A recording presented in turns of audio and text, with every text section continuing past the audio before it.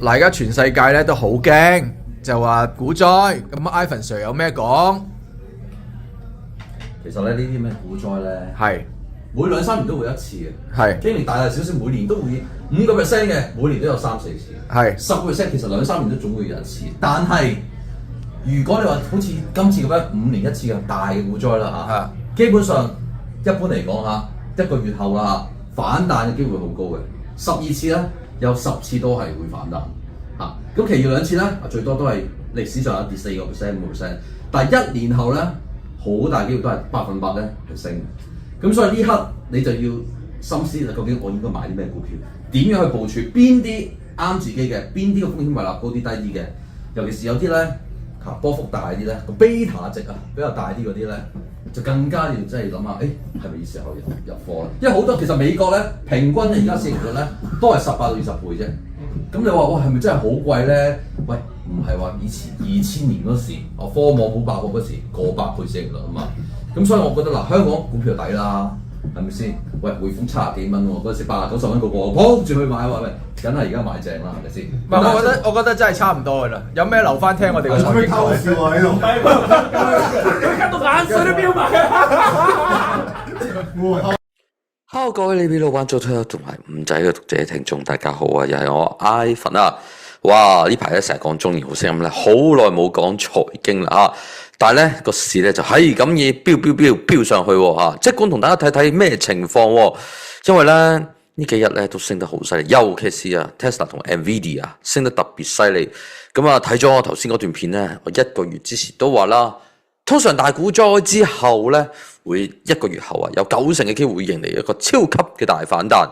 咁你見到啦，道瓊斯指數琴晚哇犀利都有一個唔錯嘅反彈啦。咁樣呢兩日都彈咗好多，標普咧都升0.7% 啦。納斯達克升得特別犀利，升1.6% 啦。咁呢幾日咧就係升得非常犀利啊！睇睇琴晚升啲咩股份比較多啲喎咁咧Nvidia 升5點幾%啦。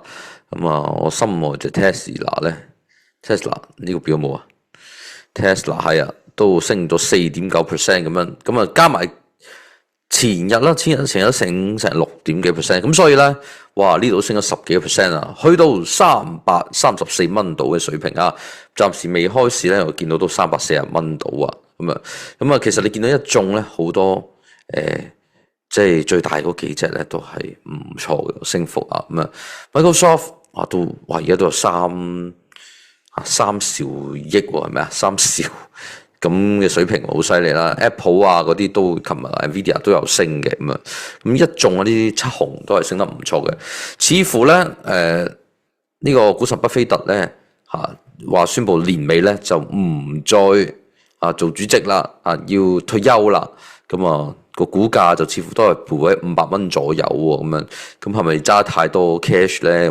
我相信之後佢都會有唔同嘅動作啊，始終咧俾下一個繼任人啊嘛，係咪啊？Elbow 啊嘛，咁變咗 Albie 咧，佢一定要諗下點樣去重振翻聲威啦，咁樣好啦，而家個股市咧即係其實個市盈率咧都係20幾倍左右啫，咁樣。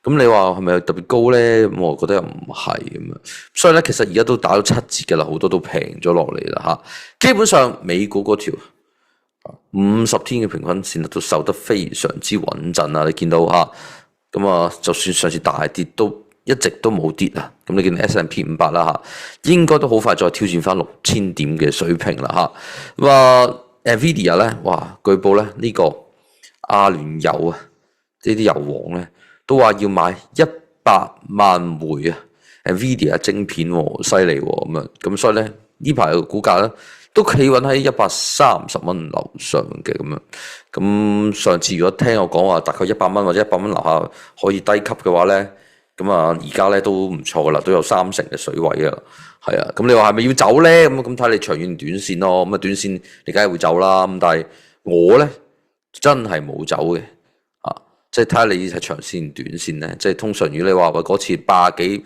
因為嗰次我88蚊咧又溝得住溝咗少少即係80-90蚊都90幾蚊又再溝下咁一路咁上翻嚟，跟住即係我覺得都守得唔錯，咁我就唔會亂咁放啦。Tesla 咧都係嘅，一直就算哇升到400幾，跌翻落嚟200幾，而家上翻300幾，我都係冇放。咁所以每個人咧睇你嗰個風險承擔嘅能力啦，咁樣要有耐性啦，好多嘢即係都要諗，即係炒股票都唔係話想象中咁容易啊。好啦，咁啊不如講講咧，即係而家即係個情況啦，咁樣，因為咧好多啲分析都話咧，即係中美貿易戰啊，有一紮基金經理啊都冇貨喎，咁啲基金經理咧對美國股票淨減持咧去到得翻38%，係2年嚟嘅新即係減持嘅新高啊！所以咧即係美元咧都係一紮人都冇揸，都係2006年嘅新低添啊！咁所以咧似乎有啲基金經理就要追住呢一兩日要入翻市啊！有報道都話啦即係已經足夠悲哀啦。顯示咧，痛苦嘅交易咧就溫和上升，即係講啲人一定要追貨啦嚇。咁如果咧經濟咧就冇咩軟着陸啊、硬着陸啊，直情冇着陸過之後咧，似乎咧好多都話睇呢個美股新興市場同埋小型嘅股票啊、能源板塊都係最好喎。反而之前個個話睇好黃金咧，似乎黃金有機會受壓咯，因為咧又唔打仗，係咪啊？印度同埋巴基斯坦又話唔打仗，咁似乎咧油價又回穩翻少少咁樣，樣嘢似乎都靠穩咧，就我覺得應該就美股今年會唔錯嘅港股都可能唔錯，咁但係港股都話唔熟噶啦，係咪先啊？費事啊，即係我成日都費事嗰啲咩騙徒啊，有啲扮我哋扮五仔啊，扮 iPhone 水咁無謂。真係噶，無謂費事佢哋走入嚟話，哎呀，話我貼邊隻股票啊？咁你想知道我中意啲咩股票啊？邊個睇我本2000個收息你就知道啦。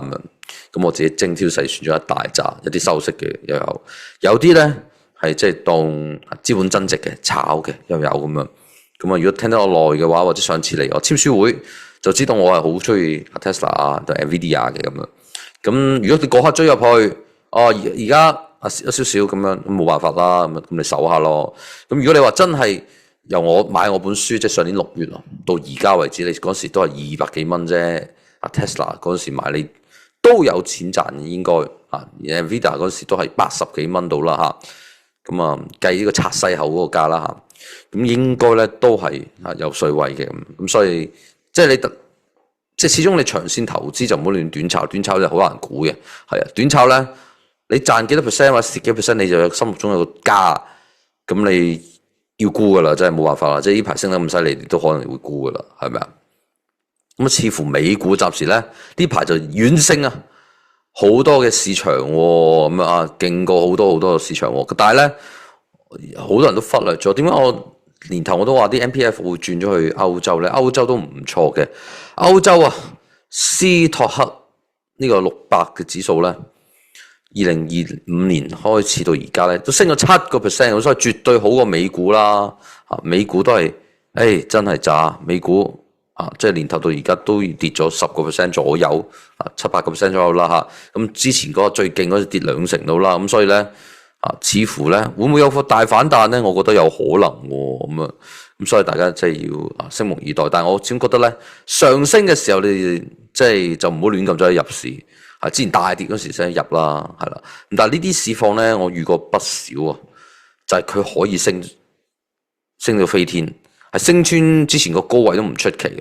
咁所以佢離翻上次嘅高位咧，即係而家暫時都仲有啲少少距離咁但係咧，你要上翻去都唔6200點到啦，都唔係咁難。其實我自己覺得係咁，所以即係大家咧。即係如果呢啲咁嘅事，你話一跌落嚟，你又冇貨嘅，咁你可能買翻啲咁樣咯，就補翻啲咁咯。但係真係你話要特登一大注咁去追咧，我覺得就不必啦，係啦，即都係咁講嗰句啦。你都係等恐慌嘅時候入市係最好嘅，就唔好話真係亂咁呢刻真係追乜嘢啊！咁我覺得就唔係最適合嘅時候啦，咁樣咁好啦。咁啊呢排你睇下呢幾日升係升啲咩咧 ？AI 嗰啲啊特別多啦嚇，連台積電之前都跌到媽都唔認得，而家又彈翻啦嚇。超微電腦啊升16%啊 ，Coinbase 啊，哇好犀利啊 ！Bitcoin 咧啊升穿10萬，又再升過嚇。咁美光嗰啲做機體嗰啲都唔錯啦咁樣。咁啊啲航空嗰啲都犀利啊。咁但係跌得最犀利咧，聯合健康啊冇辦法啦。其實疫情嗰時我都試過買一紮醫療股嘅，咁但係買咗年幾，大家知道輝瑞嗰啲我都掉晒啦。聯合健康嗰啲都掉晒啦，真係嘅，即係唔好時勢嗰時咧嚇，嗰啲醫療股都係硬淨，但係咧好嘅時勢咧，通常都係拋呢啲嘢，咁啊冇辦法啦。美國咧啲藥價要跟世界，要好似世界即係其他國家咁平，咁又可以引入唔同嘅醫療嘅體系或者醫療嘅藥啦咁樣，咁變咗咧一種醫療股呢排都係陰啲跌啊，冇辦法啦。嗰時我都40蚊平手都走咗啊，係啊，咁啊有幾隻其他嗰啲咩 ABBV 啊嗰啲啦，賺咗幾成係咪啊？都走咗咯嗰時係啦，咁所以我就冇再揸醫療股啦。咁啊跟住咧好多啲 Netflix 啊嗰啲都升啊勁啊，Qualcomm都升啦咁樣。咁跟住係咯，最升得最勁啊！啱啱琴日都係 AMD 啊 ，AMD 有機會追落後嘅，係，但係你唔好諗住呢啲升好多，我覺得呢啲始終同英偉達真係爭超級遠喎，真係冇辦法喎，係咪啊？咁啊 ，NVIDIA 一定要講啊呢單新聞啊，嚇諗住咧點啊？哇！呢個犀利喎呢個阿聯酋啊，即係簽咗個協議啊，而家到2027年啊，每年進口50萬枚先進嘅呢啲咁嘅芯片啊，1/5啊，將留俾呢個阿布扎比人工智能公司喎 G42，犀利喎咁啊，連嗰啲咩數據中心咧嚇，就 OpenAI 咧，好快啊！呢個禮拜咧就喺阿聯酋啊嚇就開始咯嚇，咁所以咧即係。呢個協議包括一定要買100萬枚至到150萬枚 H100嘅芯片啦，咁啊簽訂呢個協議犀利喎，係現時規模4倍，咁所以咧即係黃仁勳就笑到見牙唔見眼啊，係啊，之前影住佢咧，哇笑到4萬咁厚，咁啊達成呢個協議啊，咁啊所以咧。似乎咧，即係芯片股都仲係有一段距離，仲可以炒喎咁啊！咁之前咧 ，Nvidia 就唔俾賣 H20去中國啦，又咩降級版都唔俾出啦咁啊！而家咧就唔使淨係賣中國，賣埋其他國家，大把國家要啊！咁所以咧，啲人就話：哎呀，而家 DeepSeek 出現啦，Nvidia 武漢啦，唔使買咁多晶片啊！唔係喎，反而係容易咗，大家普及咗喎，可能。投資冇咁多，但係大家連啲最基本嘅細公司都可以投資，自己做嗰啲語言模型啊，自己走去做都得。咁所以咧，我自己覺得就反而對啲芯片股仲係有更加好嘅即係睇法喎。咁我咧每次回我諗我都會追翻啲嘅，係啊，即係咁睇下大家點樣諗啦咁。咁其實而家咧即係打咗個7折之後咧，即係好多啲公司嗰啲呢個 P/E 咧都打晒折頭之後咧，其實咧就一啲我就覺得唔貴嘅。咁但係當然啦，即係之後業績係點咧，就再睇翻下季。但係啱啱呢季度咧，嗱通脹又冇乜啦，咁啊跟住不斷都喊話要減息啦，咁如果真係再減息嘅話咧，似乎美股都有一個唔錯嘅，即係我覺得有唔錯嘅反彈。你話再挑戰翻之前個高位，我絕對唔難。問題就係話咧，要幾耐上翻個高位咧？我自己通常覺得我嘅經驗係應該好快啦，即係唔使1-2個月又要再美股再向新高。咁所以咧，其實係咪有水位我都仲覺得係有水位，但係咧都要非常之小心啊。係啊，即係呢個中間可能都會好挫啊。咁你隨時俾人挫走你嘅，而家真係入，可能過一兩日又大跌咁樣。咁所以大家咧。即係投資咧，始終我覺得你係真係要長線投資，你多餘額外錢唔好做槓桿啦，唔好亂咁借貸啦，咁啊穩陣啦咁樣，咁同埋唔好淨係買股票，咁你一定要買埋啲債券啊，買啲基金啊，買啲唔同嘅收息嘅工具啊，咁你而家儲蓄都有3厘，咁都算唔係太差。但係咧，我始終覺得咧樓，即係你貨你退休點都一定要有一間半間啦，即係唔好完全都冇啦。喂，真係喎，緊要喎，係咪啊？如果唔係你退休時唔通又再租樓住邊啊？係咪啊？咁跟住咧，你有幾樣嘢都要有啦，即係啲資產啊咁。所以你即係不斷咁分散投資，咁樣去做到一個即係複息增長嘅效果。咁你而家7巨頭啊，個增長每年增長20% 啊，20.3% 啊，都好犀利喎。咁所以即係我自己覺得就呢個狀況係唔會貴添。咁所以咧，即係我覺得都仲係有機會標普會再升多少少，好急起直追咁樣。咁中資股我哋就唔講嘅咁樣。咁有啲人話，可唔可以抽新股啊？即係最近呢個咁嘅電池股係咪啊？唔幫佢買廣告費鬼事啊！以為我推介佢嗰隻電池股啦咁嚟香港上市啦，咁應唔應該抽咧？咁樣咁要睇大家睇啲能力啦，係咯嗱，始終2萬幾蚊手，我自己諗下啦，係咪先啊？美股喂咁簡單，你可以上網買，又唔使手續費，或者係即係好平啦，可能1蚊咁樣啲交易徵費，喂真係我覺得係方便好多喎。咁所以大家咧可以考慮下，即係以下我哋嘅客戶講嘅說話係啦。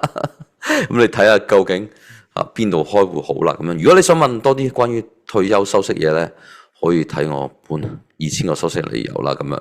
咁所以我自己覺得咧應該上翻6000點，應該就指日可待。即係呢幾個禮拜都上得到。咁你話如果要上翻去，即係再高啲咧咁可能仲要多少少時間啦。但係我覺得都唔係話真係好困難咯，即係我覺得都係咯。咁應該咧，即係大家都唔好錯失咗呢個即係升幅咁樣。咁但係因為過咗呢個咧，通常啲人就先至知道先追，咁你就死啦咁樣，係啦。咁所以我成日都話點解長線投資就唔好亂咁沽咧，都係即係 hold and buy and hold 啦，即係買咗之後就唔好亂咁沽啦。係噶，即係你應該要長遠去投資啊咁樣。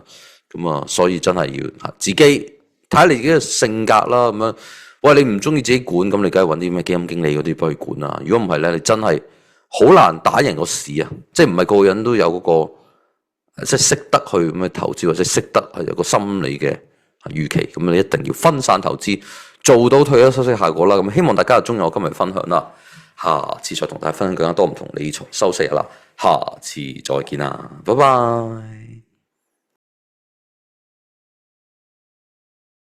如果想買美股咧，可以考慮長橋證券啦。長橋證券啦，最近亦都有好多優惠，送400蚊嘅現金俾大家，仲有持貨60日咧，再送400蚊買股票嘅 coupon。咁仲有啲6厘嘅呢啲咁嘅收息基金。咁如果有興趣咧，可以 click 落下低條 link 支持下啦。咁多謝晒大家嘅支持先啦。咁想知道更加多關於理財收息嘅，可以睇我幾本新書啦。多謝晒大家先啦。歡迎大家問我關於退休收息嘢啦。下次再同大家分享更加多理財收息嘢啦。下次再見啦，拜拜。